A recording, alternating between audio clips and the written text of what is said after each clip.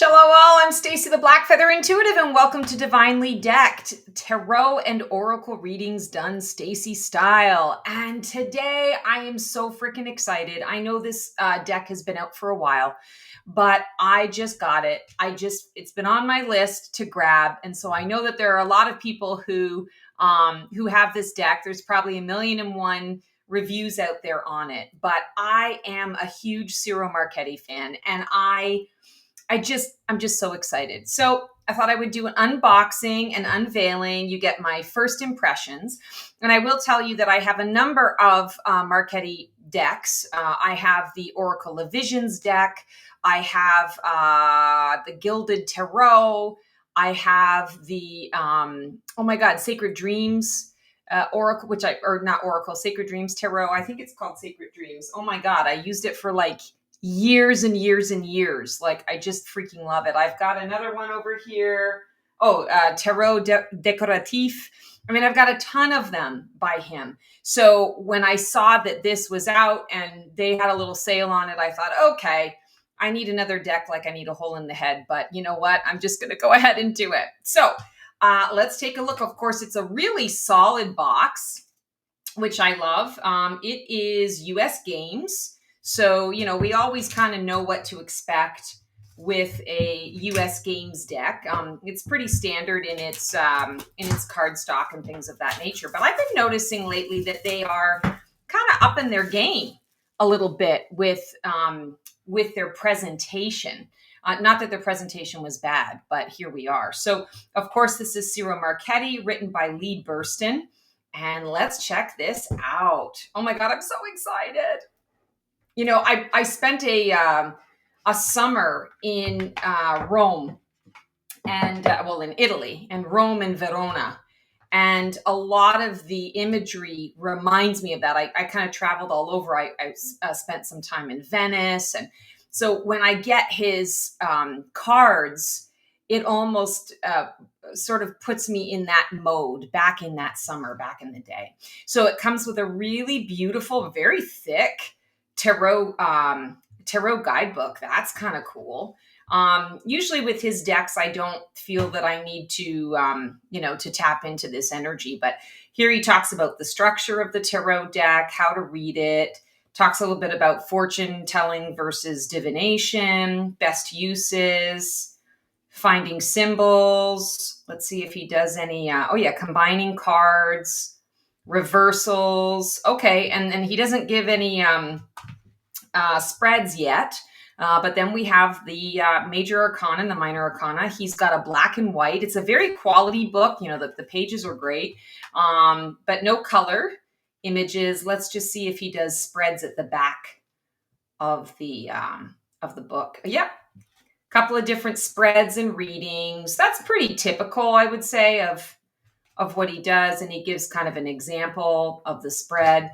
So let's see what else is going on here. And of course, I love a box with a ribbon. I think there's just such class. There's such taste to that. I know the ribbon serves a purpose, but it's also just really pretty. So let's just kind of see what we got going on here. I always get nervous to open up these decks, trying to not ruin the cards. There we go. We got it. I kind of prefer the band when they give you a band rather than shrink wrap. But my own deck came shrink wrapped instead of banded too. So, you know, I want to say it's just it's a cost effective choice. All right, let's take a look. So again, that US Games quality cardstock, so not too thick, not too thin. I like that it's sort of a sateen finish, so it's got a little bit of a sheen to it, but it's not shiny. It's definitely reversible here. We've got the signature, I was going to say Venetian masks, going on. Definitely a lot of that, you know, Mardi Gras kind of energy. That's not the right terminology because there's no Mardi Gras in Italy, but that, you know, that the masks and the Venetian masks. So here we've got the Fool card. And what's interesting is the Fool card is holding a card. He's holding a tarot card. I love that the dog is sort of prominent, in the card itself. I think that's really, really cool. And of course, the iconic masks. He's always showing the masks. And I think I'm really drawn to his stuff, not only because of the Italian thing, but also that he reflects on the fact that in life, we all wear masks. And there's always that, that soul voice behind us, or that, the person behind the person. And our goal is always to live more authentically, I believe, but not everybody chooses that as a goal. So I love that the tarot reflects that sometimes we are in a space where we're wearing our masks. Sometimes we are in a position where our intuition can introduce us to what's behind the mask, either for ourselves, with ourselves, or with others. So I just really love that. And it's a different depiction of the Fool, but at the same time, you can see in the Marchetti Tarot, he's representing that. So let's take a look at the Magician here. And I can see right now it's going to get messy. So let me just move this and straighten this out. Here we have the Magician. And of course, we've got kind of a Merlin-esque, almost like a Da Vinci kind of energy here, showing the hands. He's got symbols, astrology symbols on the hand, depicting what's going on. I love the sort of the astrology wheel here. Also some different symbology. So what's interesting about this is we're not seeing the 4 elements, or maybe the 5 elements if you include spirit and source energy.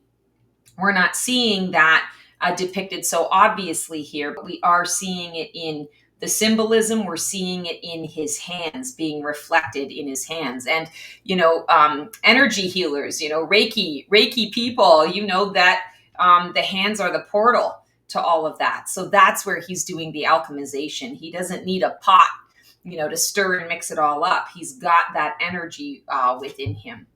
Let's see this High Priestess. Ooh, she's fun. She actually reminds me a little bit of a kind of a Vegas showgirl, with all these beautiful candles that are representing the light. So ancient wisdom, or old school kind of wisdom coming up and influencing where she's at. We're seeing the scroll.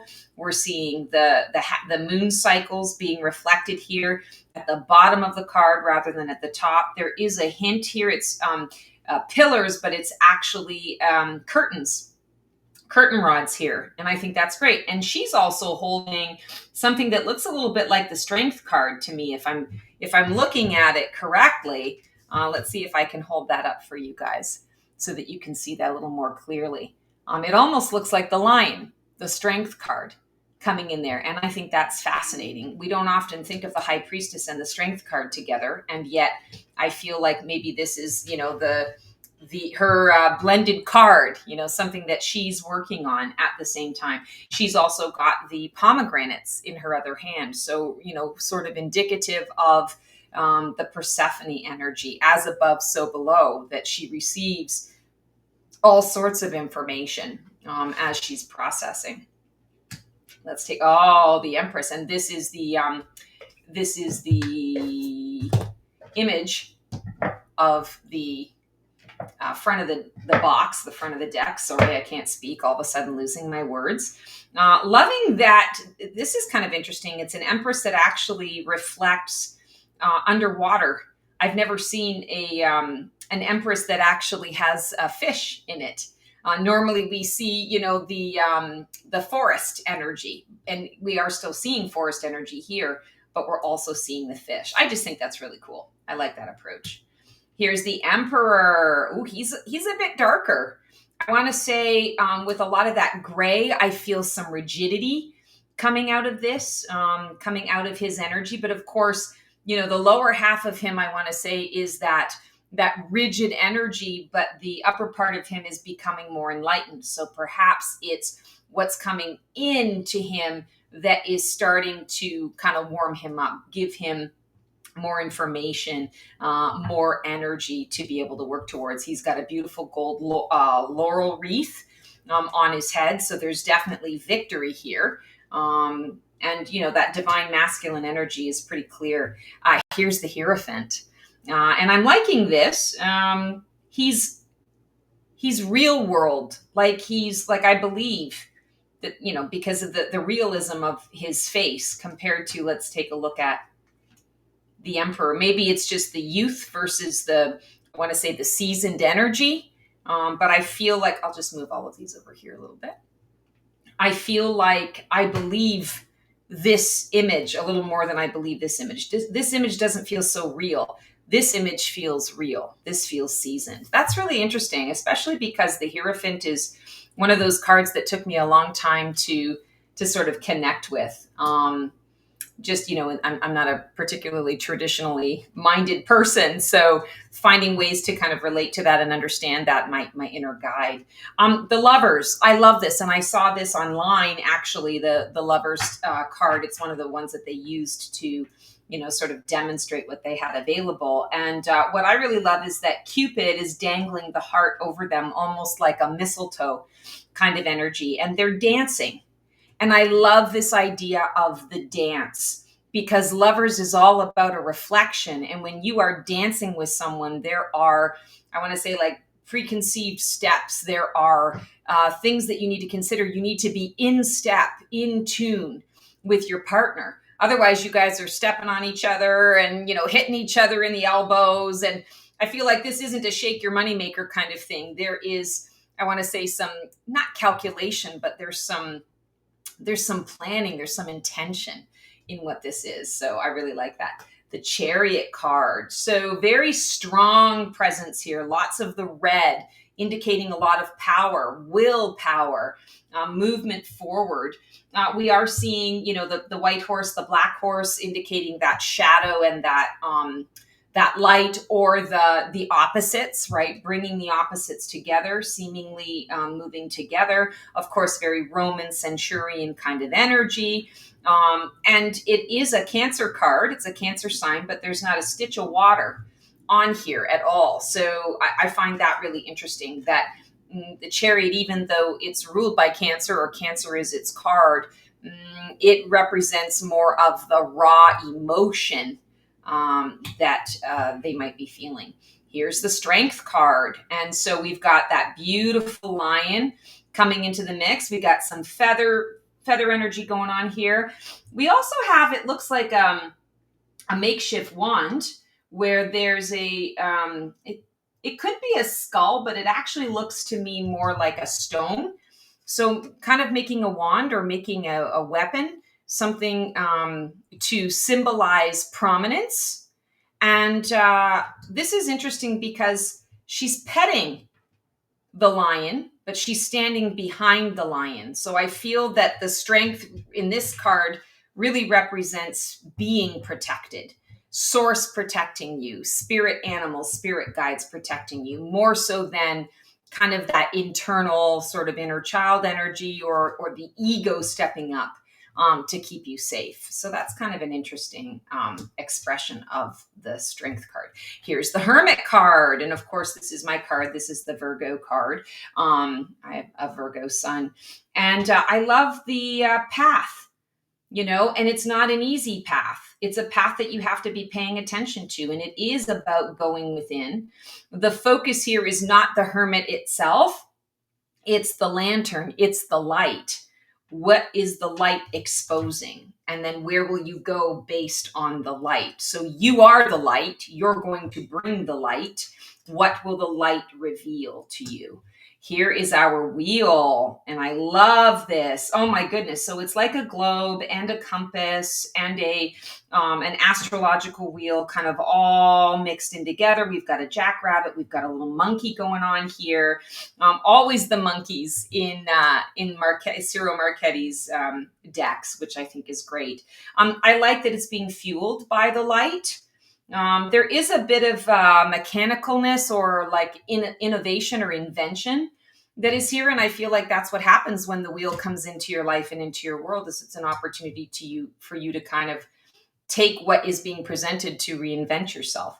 Justice, the Libra card. This is my rising sign, so I really can relate to the Justice card as well. And I like that the Libra sign is drawing attention to her third eye. We don't often think of the third eye when we're thinking of the Justice card. simply because it's a card of emotional detachment. But sometimes that's what we need to do in order to get clarity, to have a clear conduit to receive the divine guidance or the intuition, and then to filter it through the heart space to make those decisions. So I think that's really cool. Here's the Hanged Man. Again, he's got that the Venetian, sort of party energy in here. And I like that we've got a Hanged Man here, but we also have the tree as being the Hanged Man. And maybe it's the green man and the tree is the trunk. I think that's really interesting. So there are two different perspectives when this card is being pulled. That's kind of cool.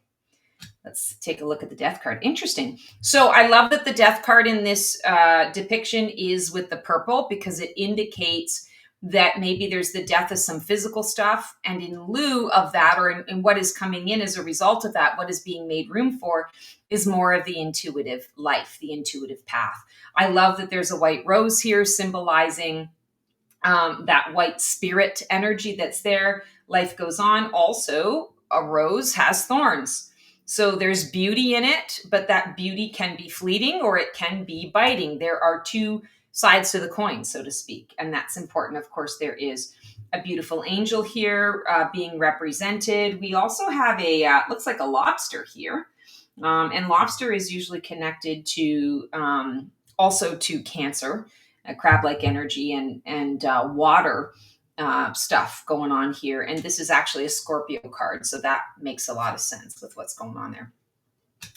Temperance. I love the red and the blue play on. That always makes me think of the Matrix. Do I want the red pill or the blue pill?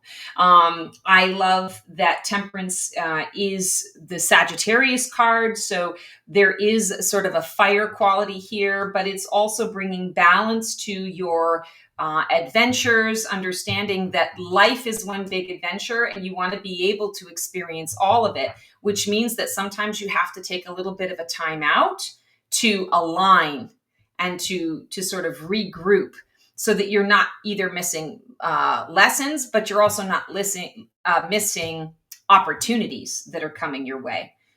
It's beautiful. And she's turning into the angel. So again, that play on statue, solid statue, but now there's something that is warming up the person, warming up, becoming more embodied, I feel is the word I would use there. Here's the Devil card. Interesting. So if I didn't see it properly, I would have thought that his mouth was the keyhole here. But he's got his mouth closed. The facial hair kind of frames the key.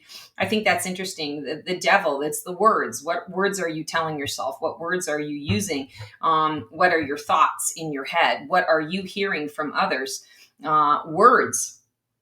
How much stock are you putting into words versus how much stock are you putting into action, feeling, emotion? What is your truth?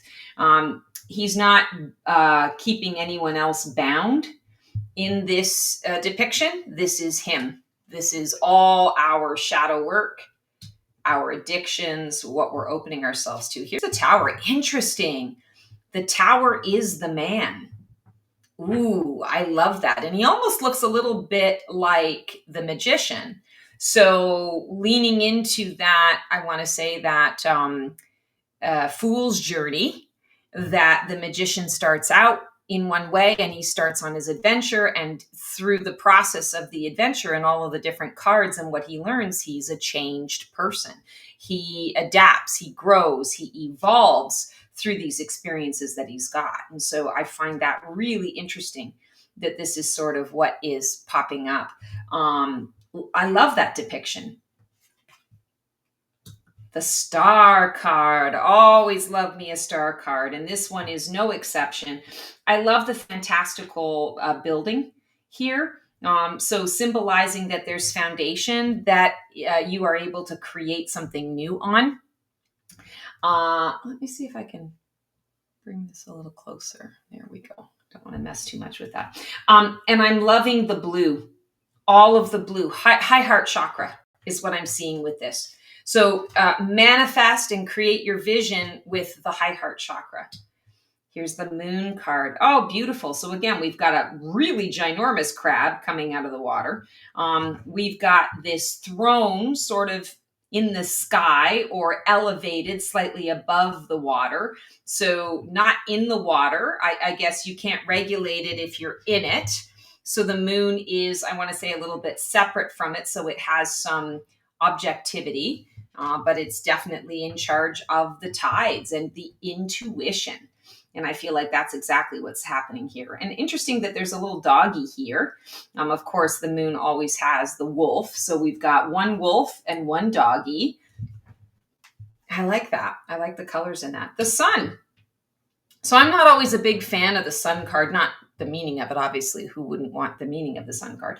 But I find it challenging to kind of like an image. And this one's not bad. I would say it's kind of meh. I don't know how much it speaks to me. But I do find it interesting that there are two sort of energies or entities. You know, there's the one that's on the planet, on Earth, having the experience, and then there's the one that's shining on the planet. So I feel like that might, you know, in certain readings might give a little bit of an interesting perspective on it.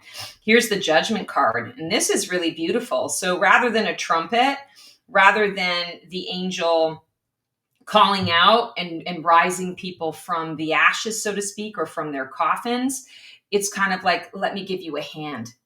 Let me give you a hand. Let me pull you up. You know, you take my hand. And if you take my hand, I've got you. So this is spirit grabbing onto you because you've reached up, but you don't know how to grab on yet because you're brand new. It's a new version of you. So it's almost like a little baby, right? And you're really putting a lot of trust in making that choice. That's kind of interesting. Here's the World card. Loving the World card here. We still have that sort of oval shape that's being reflected here, but instead of the laurel wreath, we have flame. We have fire going on. We've got a beautiful dragon in the background and some kind of bird. I don't know if that's an eagle or what that is. We have a lion and we have a calf, maybe a ram, a boar. I think it's a calf, a bull. Maybe it's a bull. Actually, the Spanish, the Italian, it might very well be a bull. Liking this energy of the world, it's, I want to say, a little more intense, a little harsher than a traditional Rider-Waite-Smith depiction, but I'm not mad at it. I think it's pretty cool. All right, and then we're going to go through the wands. Here's our Ace of Wands.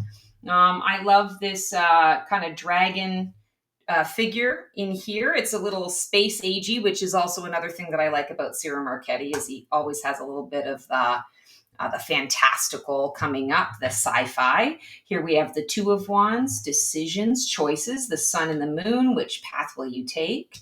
Three of Wands, expansion, waiting for those ships to come in. And look, we've got the sun setting on one aspect, and then we've got sunrise with all of these new colors, something new coming into your path. Will he choose it?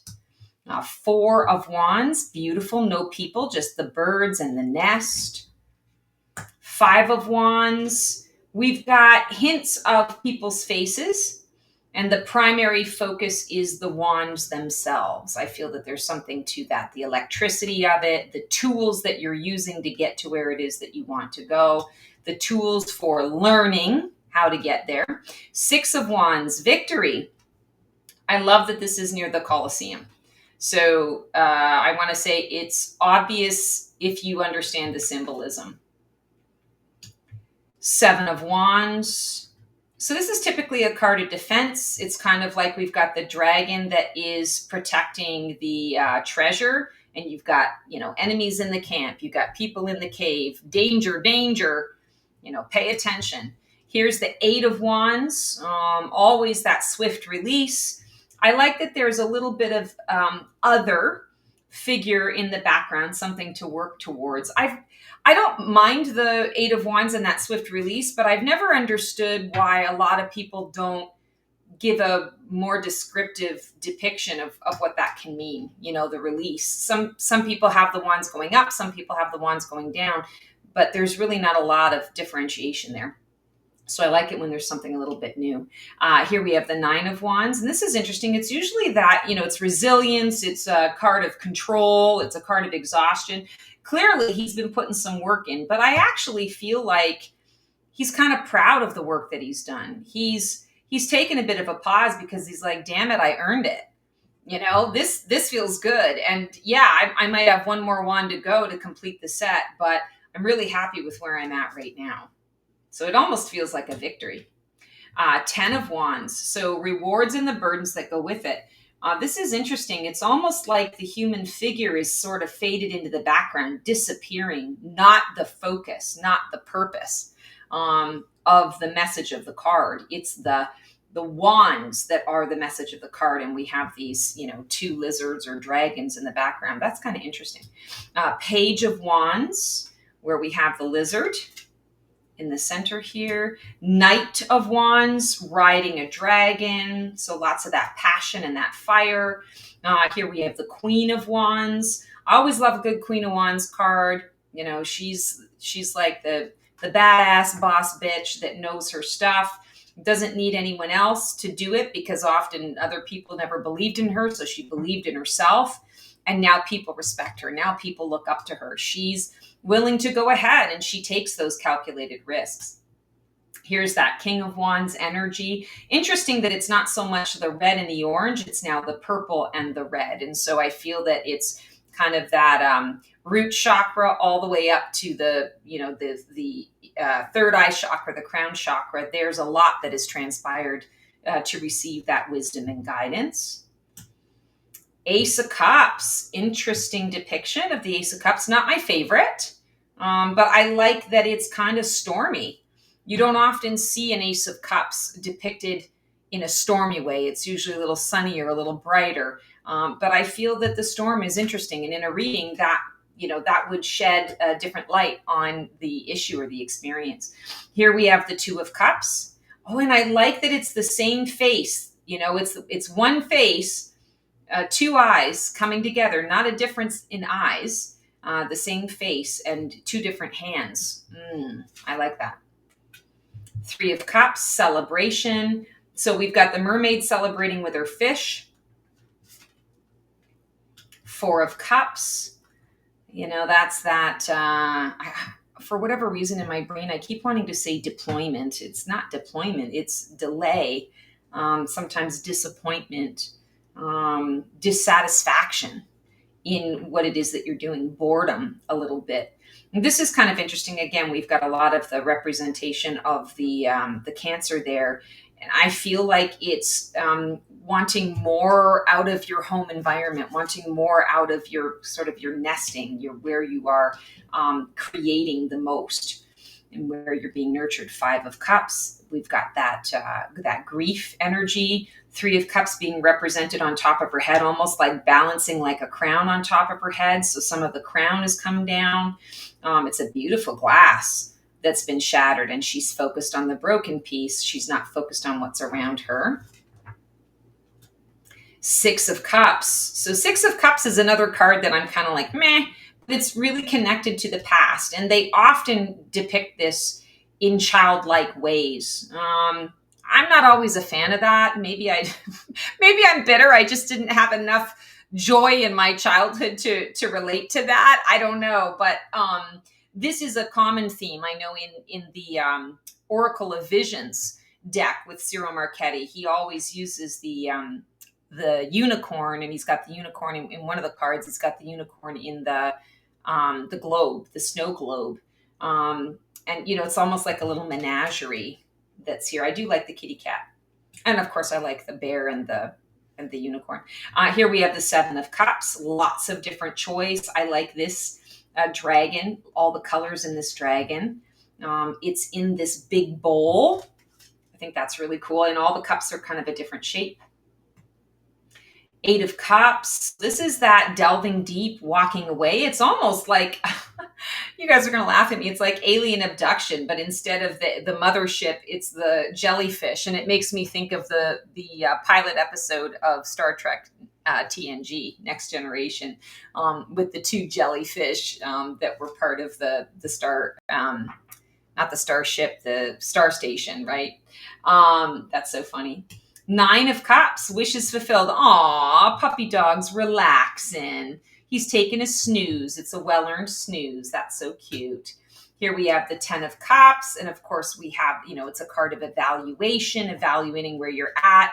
It's also that ideal outcome, that you've arrived.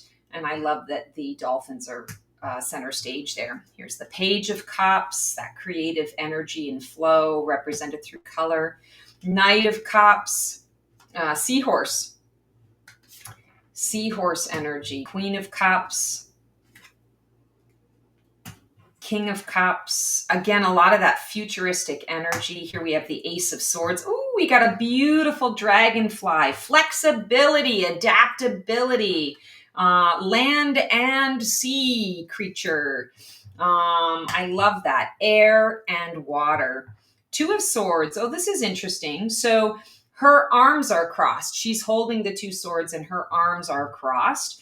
So there is I want to say a swift choice that she needs to make because those swords are getting pretty heavy in her hand. So I feel almost a sense of urgency or timing that's coming up in that particular card depiction. Here's the 3 of Swords. And here we are not seeing an actual heart. We are seeing a depiction of a relationship that has gone south, or that there's been some heartbreak. There's definitely some discord, miscommunication that's going on here. And the man is openly weeping. He's heartbroken. So I like that, how that's depicted. 4 of Swords. The Rest card, and this is one of my favorite cards in the Rider-Waite-Smith, is that rest, peace, truce. It gives me permission to get out of my head. 5 of Swords. So interesting that, again, no people being depicted in this conflict, but you're seeing the wisdom of the owl. Maybe the owl is fighting with another owl. Maybe there's wisdom in the approach, taking a different approach. It's almost like his wings got these, 3 swords. Like I feel like it's taking care of multiple things. It's his talons, taking care of multiple things all at once. So rather than I'm going to swipe you with this and swipe you with that and then grab this one and go here and do that, kind of like what we do as humans, where we kind of multitask. The wisdom is in the let's just get her done. 6 of Swords. Moving on to calmer shores, also support and grace. It's interesting that all the swords are jutting up. Jutting up from the emotional space. Thoughts coming through, piercing through the emotion at this time. She's on her own.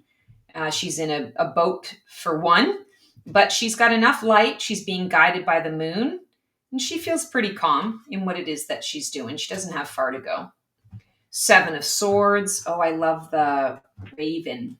And the raven is in charge of all of those blades. 8 of Swords. This is that entrapment versus liberation. This person actually looks like they're in prayer or song, where this is concerned, sort of meditating, manifesting their way out of what this situation is. I almost want to say there feels like a little bit of faith here. That's an interesting way of looking at it. 9 of Swords. So this is that, sort of nightmare, that staying in a nightmare, extreme anxiety, depression. What I'm seeing here is like burying your head in the sand. One eye open, kind of just checking things out, but not necessarily feeling super confident in what the next step is going to be. So that's kind of an interesting depiction. Here we've got a 10 of Swords. The ultimate ruin, the end. This is the death card of the minor arcana, symbolizing it's time for a rebirth. And that's what we're seeing behind them. Whenever I see the checkerboard tile flooring in the cards, it always reminds me of the game of life. And so there's a chapter of the game of life that has come to an end. And that's what this individual is focusing on. Now, in this depiction, he's not dead. But I want to say he feels ruined. He feels at a loss. But there is hope coming. Page of Swords. I like all the peacocks there. Knight of Swords, loving the purple. Again, we see a lot of this like gray at the bottom of the body, and then at the top of the body, there's more color coming through. So there's awareness that is transpiring. Here we have the Queen of Swords. She is about boundaries, thoughtfulness. There's a lot of strategy and delegation that goes in here. And I love that there are the Chinese cherry blossoms or Japanese cherry blossoms. Knight of Swords. He's looking pretty confident. Ace of Coins. Lots of our furry fellow friends, our creature teachers. And it is the fox. And the fox is either seen as the trickster or seen as the opportunist. And I feel like when we are with the Ace of Coins, the Ace of Pentacles, it is an opportunity for us to plant a seed. We need to be wise enough to recognize if the opportunity is for us or something that we want to pass by. And the squirrel is going to gather whatever information, whatever nurturance that seed might need in order for it to grow. Two of Coins, beautiful. We've got a ballet slipper, a foot that is turned into this beautiful tree. So movement has created the growth of this tree. There is balance, but it is balance with, I want to say it's balance found through chaos. You know, there's thought that has gone into this. It's not just stacking three, things of the same shape or the same, density. It's, I've had to work at this to get to this balance. And it is a work of art as a result. Three of Coins, that collaborative energy. This is a person who's holding, it looks like a paddle. And I feel that there's some work that is involved here. Wow, that's interesting. Two hands, one holding the hilt of the paddle. That's really interesting. So this is normally a card of collaboration. I feel like this doesn't depict collaboration as much as it depicts paying attention to the details, trying to learn something from the bottom up, from the ground up. Four of Coins. I want to say protection, but also maybe greediness, stinginess. Five of Coins. Here she's looking in the window at least. She's seeing what's there in the window. She's seeing the opportunity, and she's trying to decide how she can get beyond the window to get what it is that she needs. Do I steal it? Do I go and knock on the door? What's the best approach? Do I just turn away because, the building is closed and it's not mine? How do I get my needs met? Six of Coins, generosity, investment, reinvestment. Again, we've got some of that futuristic depiction here. There's a hand coming out of this contraption holding a coin. We have the bull here that is determining, the chaos maybe is determining what is here. What do I have available to invest in you? Seven of Coins. Seven of Coins is the harvest, reaping rewards of the harvest of what is coming through. We've got a bee, we've got a butterfly, another bee here. He's putting some work in, and he's looking top down. Eight of Coins.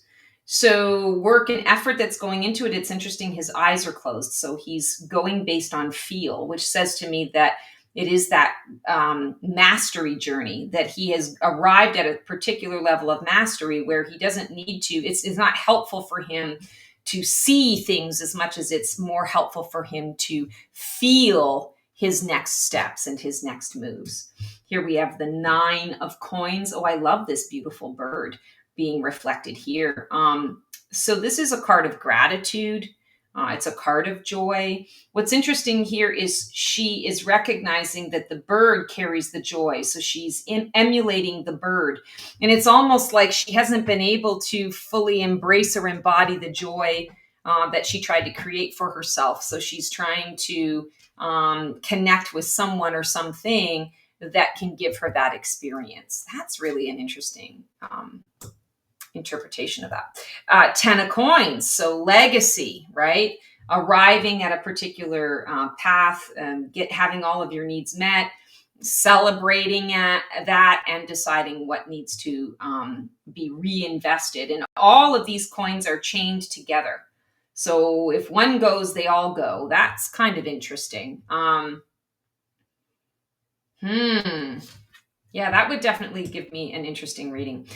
Here is our page of coins. Beautiful. She's holding the wonderful rabbit of fertility and abundance in her hand. Here we have the Knight of Coins with a beautiful brown steed.